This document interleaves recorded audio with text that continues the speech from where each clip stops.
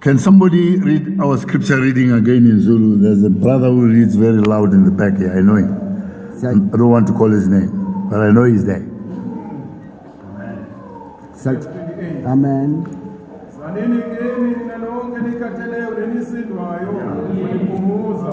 Amen. Who are those Ibaphi labo who haven't got a burden? abangenawo umthwalo? Who is he who hasn't got a problem? Ubani na lo ongenayo inkinga? I want to meet that person. Ngifuna ukuhlangana nalomuntu. Christ himself was challenged by the devil. uKristu uqobo wacelwa inselelo uSathane. He said, jump, Wathi ziyalahlele, your angels will catch you. izingilosi zakho zizokubamba. Now, who are you not to have a problem? Manje ungubani wena ongenayo inkinga? But the answer is simple. Impendulo ilula ke. He says, come. Uthi woza. He says, come all.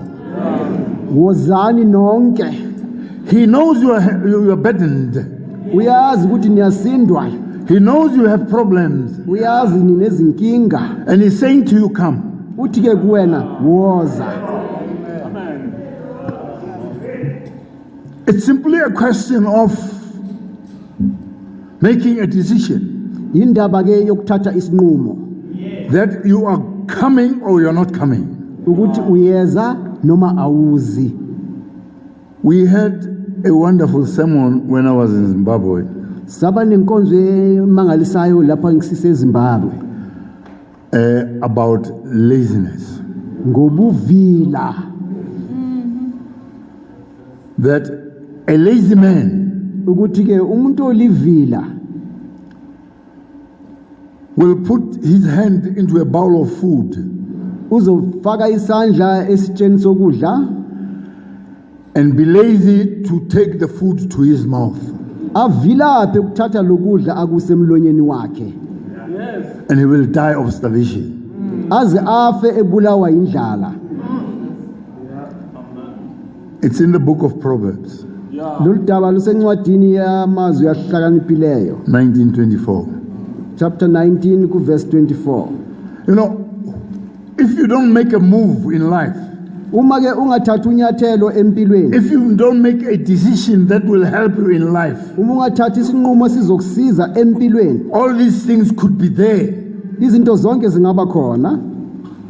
My number one analysis to that is this, that if you ask a person that is jobless, Yazi engikuqondayo mina ukuthi uma ubuza umuntu ongenamsebenzi, ongasebenzi, ongaqashiwe, that's the right word, ongaqashiwe, he will say, angisebenzi. uzothi I'm not working. If you look at that sentence, angisebenzi, he's actually saying he's a non-worker. He's agreeing that yena akasebenzi. He's agreeing that he's not able to work. Yena akasebenzi. Ungalibhekisisa kahle lo musho othi angisebenzi, uyazi uzothola ukuthi umuntu lo usho ukuthi yena akadingi ukusebenza. Usho yena qobo ukuthi akasebenzi. Kuye qobo lwakhe oshoyo ukuthi he says he This does not person work. believes something is wrong with this thing. This person believes that akasebenzi. Lo muntu ukholwa ukuthi he does not work. He is not a worker. He doesn't believe that he can start working now, right now, where he is. Akakholwa ukuthi angaqalisa manje ukusebenza lapho ekhona. Bible says, Lithi ke iBhayibheli, call unto me, biza kimi all you who are heavy laden, nonke nina enisindwayo, I will give you rest. ngizonika ukuphumula. We have problems, Sinezinkinga, but we are not mobile enough to move kodwa asinyakazi ukwenza okuthize, to the right direction. ukwenza okufaneleyo. It is God who is calling. uNkulunkulu uqobo obizayo. He knows you are restless. Uyazi ukuthi uyatatazela. Awuphumulanga. There's no rest with you. You are restless. awuphumula, kunzima akusebenzeki. it's tough, there's no work. Yonke into oyiphathayo iyabonakala. Everything you get hold of gets spoiled. Whatever you say is wrong. Okukhulumayo kuyiphutha. Whatever you touch goes wrong. Okuthintayo kuyawonakala. That's human. Umuntu njalo. That's how life is all about. Impilo imayelana nalogo. You may think God doesn't love you, Ungaze ucabanga ukuthi uNkulunkulu akakuthandi. but He simply says, call upon me. Amen. Kodwa yena uthi ngibize. Now, the song that was singing about children, the minister emphasized on it, prayer is the key. Iculo eliculwa abantwana lana umfundisi waqinisa kulo ukuthi imthandazo isikhiya. Now, if prayer is the key, Uma ke umthandazo uyisihluthulelo, there is yet another problem before prayer or behind prayer, wherever side you want to put it. kukhona inkinga ke bakhona ngaphambili noma ngasemvanyana komthandazo noma kuphi lapho wena ubheka khona. Who are you? Ungubani wena? Who are you? Ungubani wena? Why do you think God will listen to you? Yini indaba ucabanga ukuthi uNkulunkulu uzokulalela? Why did it take me until I was 45 years old, 47 years old, before I got rid of the gospel? Kungani ethathe isikhathi esingaka ngaze ngaba na 45 47 years ukuthi ngizwisise ivangeli? I was there, Bengiloko ngikhona calling myself clever, ngizibiza ohlakaniphileyo, doing what everybody is doing. ngenza okwenziwa abantu bonke, But I did not understand the gospel.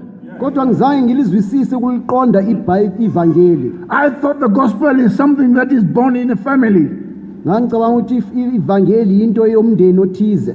The Sunday school teacher said, Utheke ufundisa i-Sunday school, this gospel is not new. leli vangeli alisilisha. Before the world was, he was there. Umhlaba ungakabikho umnikazi wevangeli ube khona.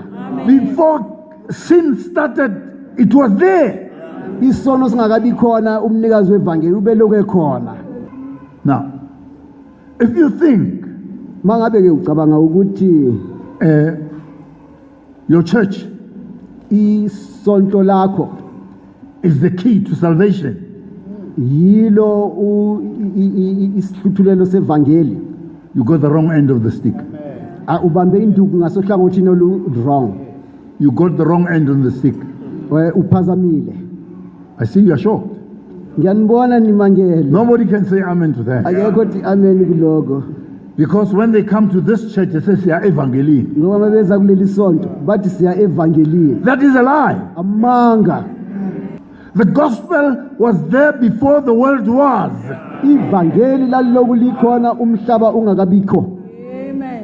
God saw the mistake that a human being will do, and He created the gospel from the beginning. uNkulunkulu wabona isiphambeko esizokwenziwa umuntu, wayeselidala ivangeli kwasekuqaleni. But the gospel says, come. Ivangeli ke lona lithi woza. You need to mend your way. Udinga ukulungisa izindlela zakho. You need to forfeit a few of your thinkings. Udinga ukulahla eminye yemicabango yakho. Because your thinking is not of the gospel. Ngokuba imicabango yakho akusiyona yevangeli. I used to say, ngithi these people of the gospel are tough. ngithi labantu bevangeli abahlakaniphanga. They read the same book Bafunda incwadi eyodwa. every day, the whole year through, 10 years, 15 years. They don't finish this book. Bafunda incwadi eyodwa insuku zonke kudlula 10 years, 15 years. I can pick up a novel today and read it within 3 days, and I understand the story of the novel. Kodwa bayizwisisi le ncwadi. Mina ngathatha njena ibhuku noma yipi enye ngiyifunde insuku ezintathu ngizwisise indaba yakhona yonke. And these people don't understand what they are reading. kodwa laba abafunda lena abazwisisi ukuthi bafunda. Little did I know, this is the word of God. Kwakwenza ukuthi This is ngangingazi the word of God. leli izwi likaNkulunkulu. It's not the word of the church. Asiyizwi lesonto, It's the word of God. lilizwi likaNkulunkulu. It says whosoever will Lithi lo othandayo can be a child of God. angaba umntwana It does kaNkulunkulu. not say the one that joins apostolic faith will be a child of God. Alithi lo joina isonto leapostolic faith uzoba umntwana kaNkulunkulu. Whosoever wills, Lithi othandayo, whosoever understands how God operates, lo nokuqonda ukuthi uNkulunkulu whosoever usebenza njani, agrees to how God wants you to be. lo vumayo ukuthi uNkulunkulu ufuna ube God njani. has set standards. uNkulunkulu ubekile isigangatho. The standards are you should be free with yourself. Umgangatho ukuthi mawukhululeke wena kuqala. I have my brother here Nginomfowethu lapha in the back emva kwami who cherishes that verse. oyithandayo le verse. Follow peace with all men. Phikelela ukuthula nabantu bonke. Is it possible with you? Kuyenzeka kuwena na? Huh? Kuyenzeka? It's not. Akwenzeki. You know why? Uyazi ngabani na? Because you haven't got the Spirit of God. Ngoba awunawo umoya kaNkulunkulu. But if you have the Spirit of God, Uma kade if you are a child of God, ungumntwana kaNkulunkulu. in Romans 8:16 it says, Roma 8 verse 16. your spirit and the Spirit of God will agree that you're a child of God. Umoya wakho nomoya kaNkulunkulu yakuvumelana ukuthi wena ungumntwana kaNkulunkulu. You will know you're a child of God. Uyakuyazi ukuthi You don't have to be told by somebody else. awuyi kutshelwa No, you umuntu. don't have to stand in the pulpit and preach to be a child of God. No, you will know you're a child of God. Even if you're walking in Commissioner Street, even if you're sleepy, even if you're working, you are a child of God. You will know that. kaNkulunkulu uyakuzwa lokho na. But if you're not a child of God, you'll say, "Esonto inibati." Kodwa uma ungasi umntwana kaNkulunkulu uzothi in the church they say this and that. You will point at the minor things of life. Uyakubheka uqaphele izinto ezincane empilweni. Esonto lakithi benza kanje. In my church we do things this way. Bakhuluma kahle. They talk nice. Mawubona abafundisi bagoba amadolo, When they talk to the ministers they even bend knees. which is a plain lie. Manga. He doesn't like you, but you but yebo mfundisi. Noma engakuthandi yebo yemi yemi. But the Bible says you follow peace, and to follow peace, it's something you cannot do if you are not born again. iBhayibheli lithi phikelela ukuthula. Ukuphikelela ukuthula ukwenza leyo nto leyo ongeke wakwazi ukuyenza uma ungazalwanga kabusha. And when you are born again only, it's not even enough. They want you to be sanctified. Futhi nokuzalwa kabusha akwanele, ufanele uqhubeke uzingcwaliswe. To take out the root of evil out of you. Khipha impande le ubukiyona kuqala. And when that is out, Seyiphumile lempande. you are not easily perturbed. Awusathukutheliswa igalula. Even if people tease you, Noma abantu bengaqala bakugcone, you pray for them instead. uyabathandazela. But if you think you'll get upset with Brother Sibidi Kodwa mawucabanga ukuthi ke fanele ukuthukuthelele uBarasbidi and say, I'll never go to Amaskral, uze uthi angeke mina ngiye eAmanskraal.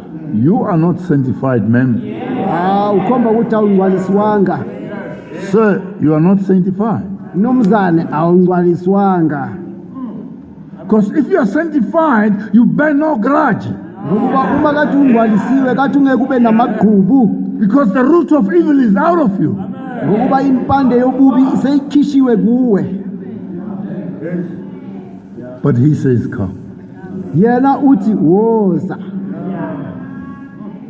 But he's got his own statutes. He's got his own rules. He's got his way how his people must live.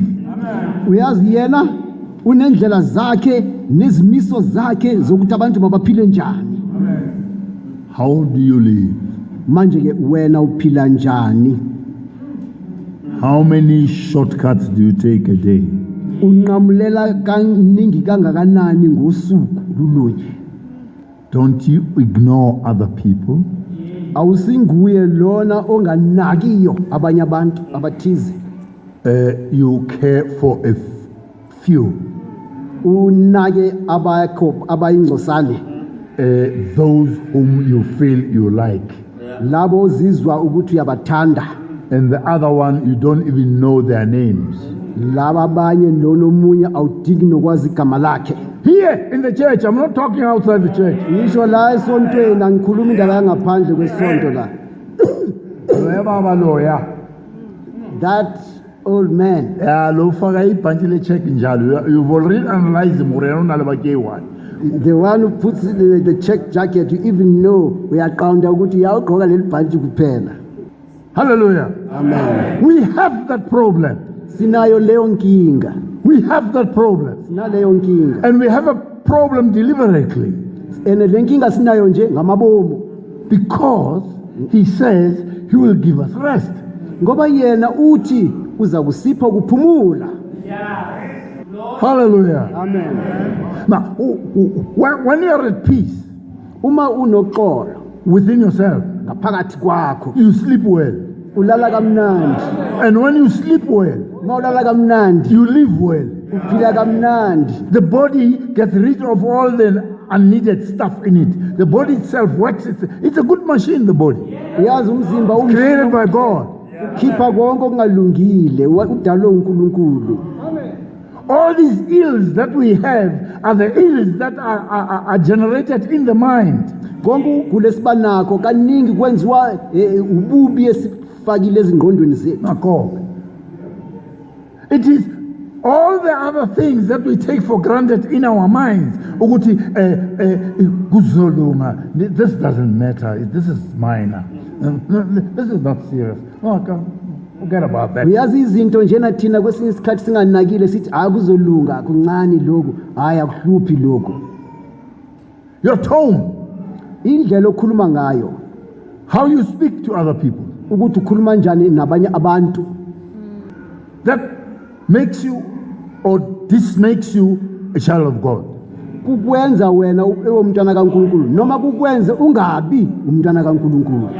Hallelujah. Amen. But all these things Kodwa ke zonke lezi zinto are man-made. zenziwa abantu, They are natural. zindalo nje, You are born with them. uzelwe nako. Hence you must be born again. Kungako ufanele ukuphinde uzalwe futhi, Because your original birth, ngokuba uzalwa kwakho kokuqala it's not right. hayi akulungile, You need the second one. udinga nokwesibili. When the second one comes, Mase kufika lokhu kwesibili, you will be tolerable. uza kuzwisiseka.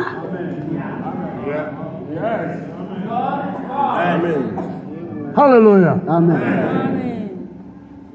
Let's read Asiqhubeke sifunde Hebrews 9, encwadini kaBahebrew chapter 9 verses 28. ku verse 28. Read, brother. Hebrews chapter 9 verse 28. Amen. Kunjalo uKristu esezinikele kanye ukuba athwale izono zabaningi uyakubuya abonakale angenasono aze abasindise abamvekayo. Amen. That is not nice time. Lokho akusiyo isikhathi nje sokuzijabulisa. When he comes back, it's not nice time. Mayebuya akusiyo isikhathi sokuzijabulisa. Those who are waiting for him will know. Laba bamlindele bazokwazi. Those who are waiting for him will feel. Laba bamlindileyo They will feel. bazokuzwa. But the pretenders, Kodwa bazenzisi hey, batakwa baraka spedi.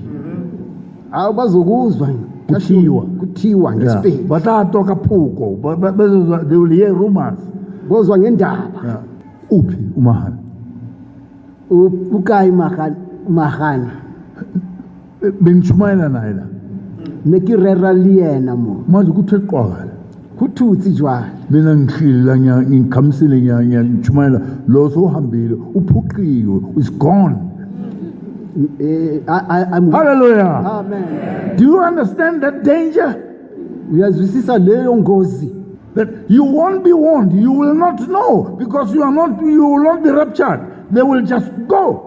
awuyikukhunjuzwa awuyikwazi bohlwithwe nje kuphela sibambile When he comes back mayebuya the second time, okwesibili bataba bamemeji baba mtsibako, uyakube elindelwe ilabo abamaziyo bayilo mutlhakaneja baba mtsibako, beyomhlangabeza laba abamaziyo wena selector, wena-ke okhethayo wena selector utaba weka. uyakuba ukuphi wena okhethayo nje There's impurity in between. ngoba kukhona okungahlanzekileyo phakathi nendawo And this impurity thinks, I am better than 40, I can have a better church than 40. He can go where he wants to go. lokhu kungahlanzeki Arilekani. kuthi mina ngingcono kunomfati ngenza ibandla elingcono Asifani bakithi. abanye baphambili abanye basemuva manje mina ngasaya negroup yami esemuva abanye bahambe If people are pure, uma abantu bebehlanzekile they are one. babamunye Amen. Amen. True.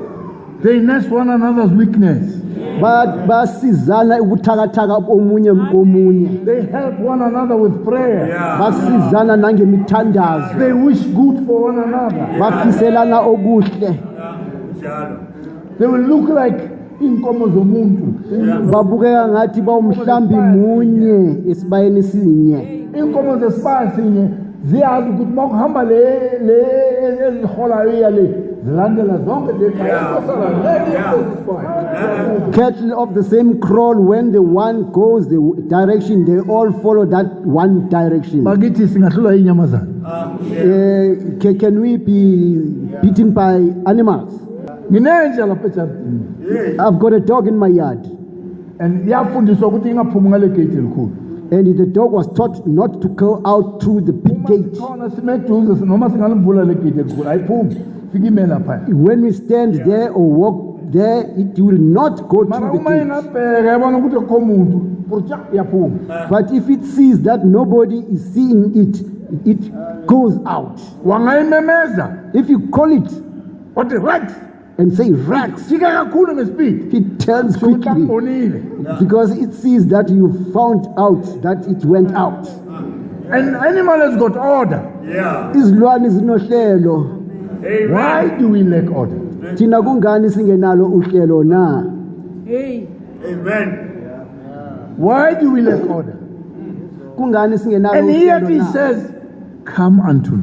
Yeah. yena uthi wozani kimi All you need to do is to reform. esidinga kukwenza ukuguquka Reform, leave your funny ideas guquka ushiye imicabango yakho ephambukile and life will be pleasant. ukuphila kuzoba mnandi Life will be pleasant. Yeah. impilo izoba yinhle You're not afraid to look this way or look that way or look this way or look that. Because how can awuyi kusaba ukubheka le nale ngoba abanye mawuthi ababheka amanye sobheka phansi kungani sowudima mawuhlanganisa amehlo nabanye hayi iqiniso awuphendukanga Amen. Amen. kodwa yena uyabuya First Peter Sofunda 2:24. incwadi yokuqala kaPeter chapter 2 verse 24 First Peter ukuqala chapter 2 verse 24. amen Yena owathwala izono zethu ngomzimba wakhe emthini ukuze sife ezonweni siphile kulungeni. amen Iswa ngemidimo yakhe. glory to God Amen. You remember what I said earlier on? khumbula ukuthi ngitheni ekuqaleni We are sick siyagula because of our evil minds. ngenxa yezingqondo zethu eziphambukileyo Here it talks about healing.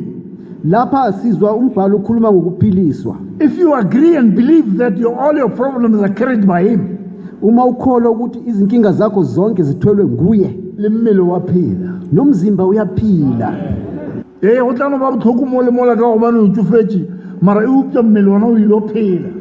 kungaba buhlungu lana la ngoba ugugile kodwa impilo yona ikhona Yeah. Hallelujah. Amen. Gape ba bangwe ba sa le yang gampe mo. Abanye basesebancane kakhulu. Mara o khwetse motho a ne high blood pressure. Kodwa uthola umuntu une high blood pressure. Bara high blood pressure iya ke letswai kudu. Bathi yenziwa ke usawoti omningi. Yale wena o setse o le letswai ning o ine 30 years. Manje wena udle nini isawoti usesena 30 years? Why you need high blood? Why you need high when you need 30 years? Una 30 years kodwa usuphethwe isifo se high blood. Wabona bakhala verne high ngoba ikhala liya di bright face. Uyazi thina bakhetha sine high blood ngoba kudala sidla ama bright face. Are you with me? Amen. Siyazwana na. No. All these common sicknesses are created by what is in your mind. Zonke lezi zifo ezijwayelekileyo. Not allowing yourself to agree who God is. Ngokungavumi ukuthi uNkulunkulu ubani. Read that verse for me, somebody, in another language, Mayifundwe futhi leyo preferably Venda. ngesivenda. 1 Peter 2 verse 24. Amen. Ndiene wezibi zwashu ene mune azvitakulela katanda nga muvili wawe uri zivi rozvituchela kule richile riulugani ahoyo we napodzwa nga ntho dzawe. Amen. Zintho zoitawawo ndi bathu Izinto ezenziwa ngabantu. bomurwa bamshaya Bamshaya. bomurwa bachimurwela uri nena bona rifo Bamshaya bemshayela ukuthi mina nawe sport mina nawe Paul. washayelwa ukuthi ubuhlungu lobaba nabo khona le buphilise mina nawe ubuhlungu bube naye izono zibe naye inhlupho yonke ibe naye ungabi nalutho mina nawe ungabi nalutho. Amen. Amen. Uyithwele le ndaba. Amen. He bear our iniquity. Now, do you feel the pain? Ngabe uyabuzwa ubuhlungu wena na? The pain of what has been worrying you? Ubuhlungu Mr. or Mrs. 30 years. Unabo 30 years. Huh? I didn't know God when I was 30. Angangamazi uNkulunkulu mina ngina 30. No, I was doing my thing. Ngangenza into zami nje. Yeah, I was mad, jumping up and down. Ngihlanya ngigquma. Sick? Ukugula? Never. Ngangaguli. But I didn't know I was being crowned by God. I thought it was my own doing. Ngangingazi ukuthi lo nomusa uNkulunkulu angenzela wona. Ngangithi mina ukuhlakanipha kwami. Kuthoma ulwala kujufala kana bya. Ngiqala ukugula sengiguga. Le menu antwa what are you? Namazinyo Problem. Naloku ya. Kubutata. Sekunzima. Ya wena omuso. Manje ke wena umsha. Lena Christ. Naye uKristu. When he symbolized life, Lapho esenzele sibonakaliso he sothathu. did not live to be an old man. Akazange aphile ukuthi abe ugugileyo. At 33 he gave way. Ena nyaka ema 33 wasuka. Do you understand why didn't he live until he was 100? Kungani uyaqonda ukuthi kungani engaphilanga aze benekhulu leminyaka na? No. He wanted to show that the prime of a human being is not when you are 70. The prime of a human being is from your age 15 to 30. Uyazi In fact, 12. ukuthi In fact, 12, not 15. impilo enamandla yomuntu ayisingoba usona 70. Impilo yomuntu enamandla is from 12 to 30. At the age of 12, he started preaching. Kwathi ngeminyaka eyi-12 waqala ukushumayela. The parents said, "Where have you been?" Abazali bathi wena ubukuphi? He said, "I was doing my father's work." Wathi bengenza umsebenzi kababa wami. He was preaching at the age of 12, Wayeshumayela eneminyaka ewu-12. helping the people to understand how God operates because he was God himself. Wesiza abantu ukuthi baqonde ukuthi uNkulunkulu usebenza kanjani ngoba yena enguNkulunkulu uqobo lwakhe. Find the 12 years of today. Ungamthola na 12 years namhla Takuna bubble gum. uhlafuna ushingama. Yaqhafuza ushingama. Looking all over, jumping up and down like a Lena kangaroo. nalena eqeqa. It's the energy that's in there. Amandla kuye. The energy is there, but it's wrongly utilized. Unamandla kodwa amandla lawo wasebenzisa ngendlela ephambukileyo. Hallelujah. Amen. Young people, Abantu basha don't want to sleep these days. abasafuni ukulala lezi nsuku, They rather sleep during the day. abancama ukulala emini. Higher 10, bushiwo. Makuthi 10 ebusuku Bajwa. baphuma. Maybe you haven't got teenagers. I got plenty. Mhlambe awunabo abasha, mina nginabo abaningi. And abayo. Futhi abekho lapha. I've transferred my love to children who are not mine. Ngize ngathatha uthando lwami ngalinikela kubantwana angingabazalanga ngenyama. Bakhona ka mokereke. Bakhona la ibandleni Ba ka bana. abami abantwana Ekisabatsala. engingabazalanga, Not even related to me. futhi singesizona nezihlobo But they are ngenyama, here. kodwa balapha. And ngibabutsa straight, because I'm very jealous about you. Ngibatshela emehlweni ngithi nginesikhwele ngani, Yeah, don't disappoint me. ningaze nangiphoqa. Rabanyadisa. Sebashathisa manje. It is the love that we give them as their ministers, Uthando sibanika lona which njengabafundisi, is designed to be to our own children. olufanele ukuthi litholwe nangabantwana But our bethu. own children think we cuckoo. We are wrong. Kodwa abantwana bethu bona bacabanga ukuthi siyahlanya thina, But we are wrong. bathi siyaphambene, Yeah. But I'm fellows age. bayaphelezela ukuze Bajike enkonzweni. emgidini. Bajike lapha egeyithini, Awafika kwa gidi ba ufulu sivarta mo ekerekeni. Tlawulata ka kerekeni. bathi uma besegeyithini, hamba wena uye esontweni sizokulanda maliphume isonto. You know, I don't easily get emotional. Yazi mina ayazi angisiyena umuntu oshesha khale or athinteke But this enhliziyweni, hurts me. kodwa lokhu kuyangizwisa ubuhlungu, It hurts me big time. kungizwisa ubuhlungu impela. The God-given love that you should love your own children, you can't give it to them because they are not there. Yazi uNkulunkulu usiphile uthando ukuthi sithanda abantu bethu, kodwa sikwazi ukubathanda ngoba abekho.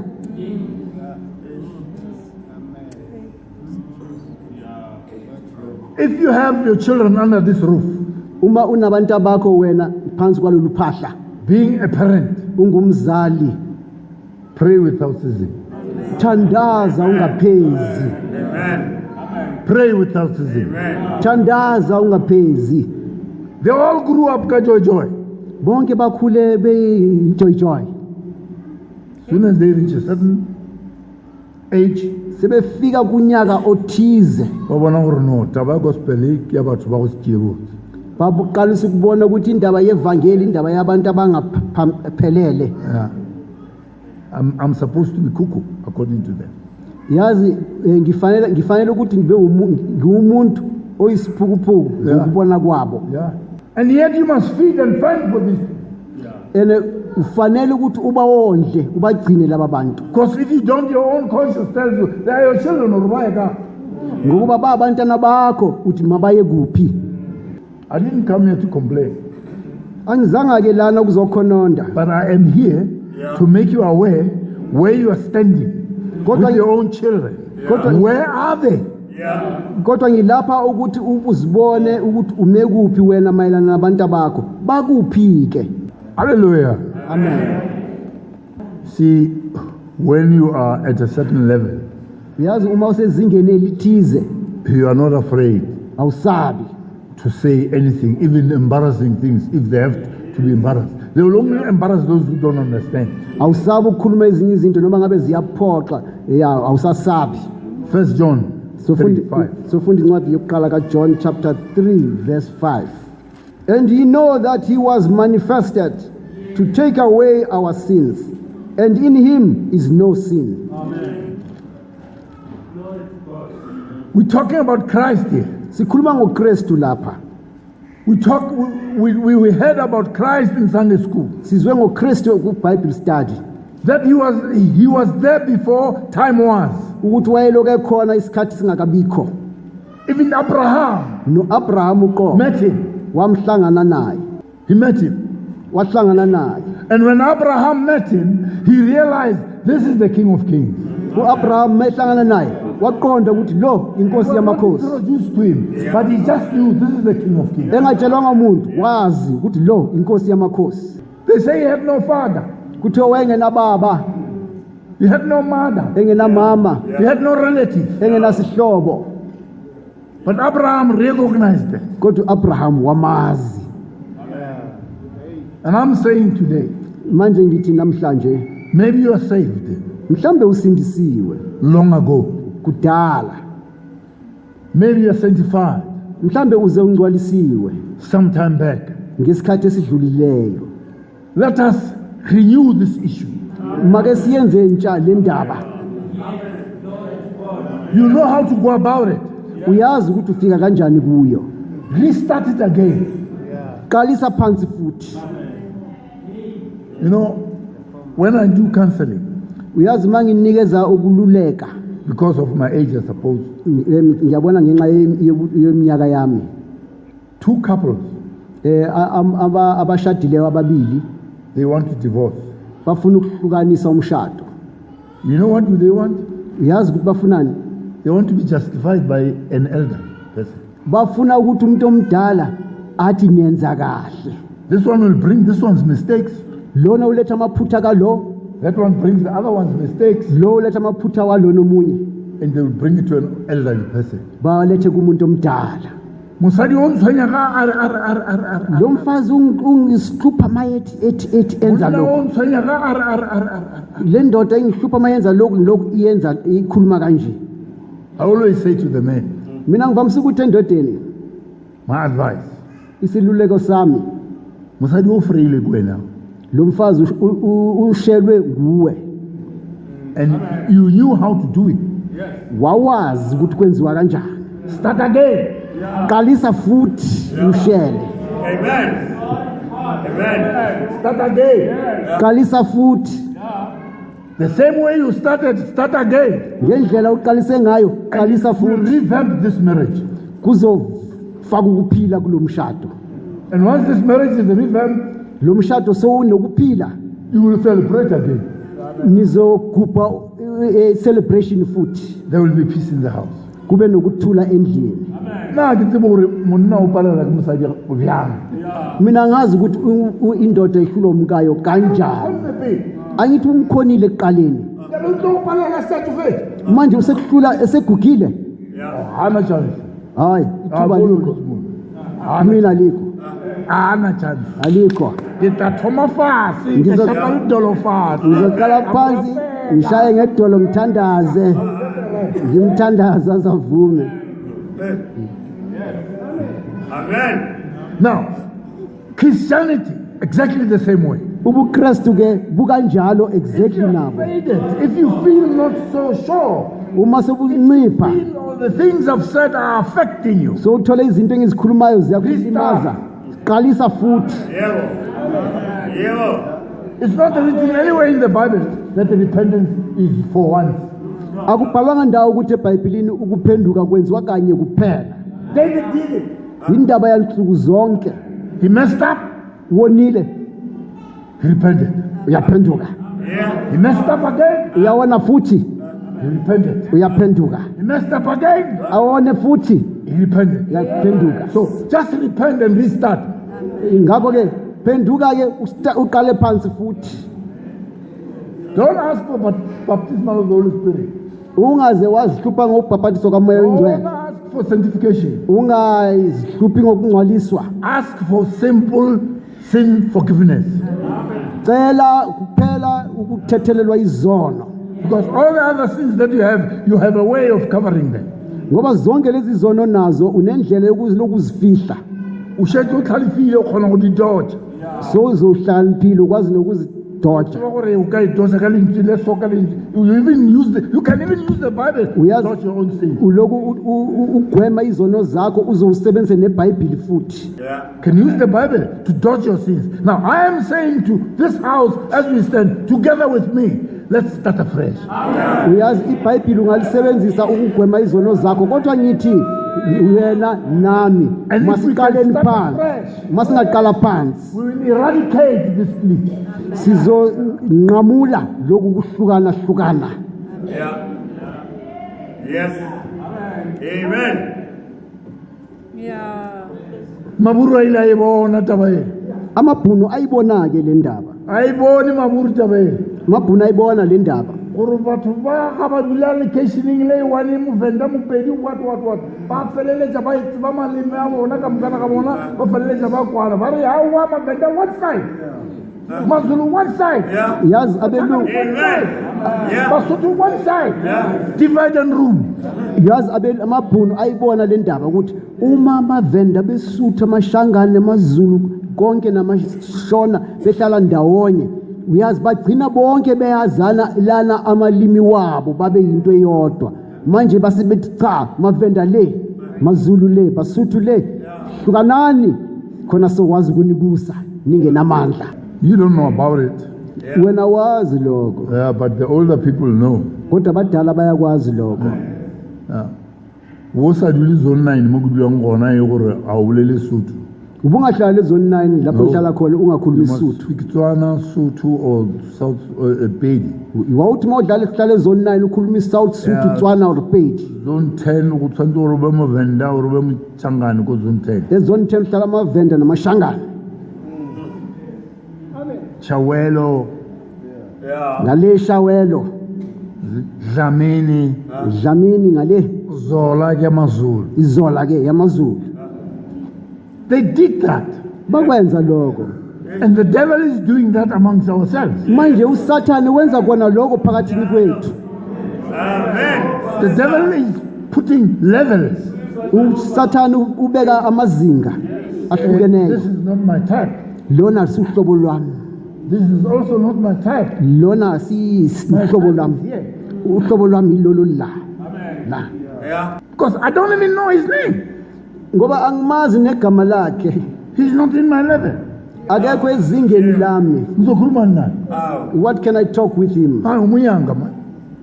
No, he's Ha, mina ngihlala edrobheni poor. I stay in town and angihambi angigibeli ibhasi and I don't catch a bus and angigibeli itaxi. and I don't catch a taxi. Hamba ngemoto yami. I travel in my car. Manje lo hamba ngeenyawo. But this one is a pedestrian. Mangimbulisa uzozacela ilift. When I greet him, he'll ask for a lift. That's a separation. Yiko kwahlukana ke lokho. Here we are children of God in the same level. Lana singabantwana bakaNkuluNkulu ngezinga elilinganayo. Kunjalo. Matthew 8:17. We're finishing now. One or two more verses. 8:17. Funda Matthew chapter 8 verse 17. And I want you to make up your mind. Do you want to start afresh? Do you think what is being said is right? But the verse is simple. Call unto me. Yeah, manje kufanele ukuthi sisizwa siyavumelana na ukuqalisa phansi. Uyazi silungise izinto. Njengobulula beverse ikhulunywa inkosi ithi ngibizeni. Matthew chapter 8 verse 17. Amen. Ukuze kugcwaliseke okwashunyelwa uIsaya umprofeti ukuthi wathabatha izipho zethu wathwala nokugula kwethu. Amen. Glory. Hallelujah. uJesu lo sikhuluma ngaye. It's Jesus we're talking about. uJesu lo sibizayo. It's Jesus that is calling us. uJesu lo masihlale phansi. It's Jesus that says let's. Akusiyo indaba yomuntu le. It's not a man's Indaba matter. yokuthi sihlale phansi. It's a Sithi sihlale phansi sisebenze ngokuthembeka. It's a matter that we must start all over again, and starting all over again, we must be trustworthy. Simfune simthole. Seek after him Sithi till we find him. simtholile. When we found him, Kube khona uthando ngaphakathi kwethu. then there must be love Sizwane operating among us. singazenzisi. Love each other, Sizwane not ngoba umoya pretending. kaNkulunkulu wenza ukuthi sizwane. Love each other because the Spirit of God makes us to love each other. Izifo zizophela. Diseases will vanish. Amen. Amen. Amen. Kuyisifo It's a divorce. disease. It's a disease to divorce. Kuyisifo. It's a disease. Kuyisifo ukuthi sihlukane. It's a disease that we must separate. Songena kanjani esangweni elinye singezwani? How can we enter into one and the same gate Kusho ukuthi yet we both don't of us we are love not each going to make other? it. Kusho ukuthi sonke ke angeke sifike lapha. Another 17, John 19:17. John chapter 19 verse 17. We're talking about Christ here, Sikhuluma ngoKristu lapha. the burden bearer. yena othwala imithwalo ethwele isiphambano sakhe waphumela endaweni ethiwa inhloko okuthiwa ngokwamaHebheru iGolgotha. Amen. amen. wathola izono zethu wanyuka intaba He bare our sins and climbed a mountain, atete isiphambano esindayo carrying a heavy cross, sithwele izono zethu carrying our sins, bamphanyeka kulesiphambano and was crucified on, benzela ukuthi mina nawe singabi nomthwalo. so that you and me we must not have burdens. And he, bearing the cross, went forth into a place called the place of a skull, which is called in the Hebrews Golgotha. Amen. Leyo ndawo ebizwa ukuthi Golgotha ngesiHebrew. We went to see that mountain, Yes. myself and Murut, and the other Murut on the other side. Bahamba bayobona leyo ntaba Israel. It's a small little copy, Igqunyana nje. but he had to climb there with this heavy cross. Kodwa wafanele ukukhuphuka leli gquma nesiphambano And this esisindayo. heavy cross had my sins and your sins. Lesiphambano sasinezono zami nezono zakho. And he climbed up with these things. Wakhwela nazo. But if we believe, Manje ke uma thina if sikholwa, we know that we were once saved, uma sazi ukuthi sake we sasindiswa, can restart. singaqalisa futhi. You know how you did it.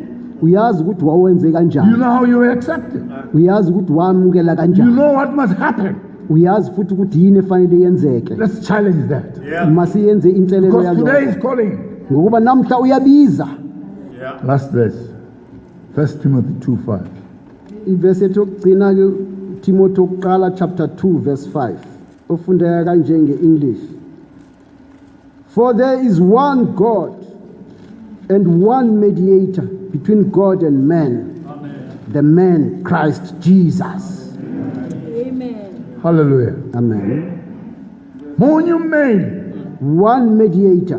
Monument. One mediator. Uye kuphela. The only one. Yeah. Hayi bishops banibani. Not Bishop so and so. Hayi umfundisi banibani. Not Pastor so and The so. only mediator, Ummeli kuphela.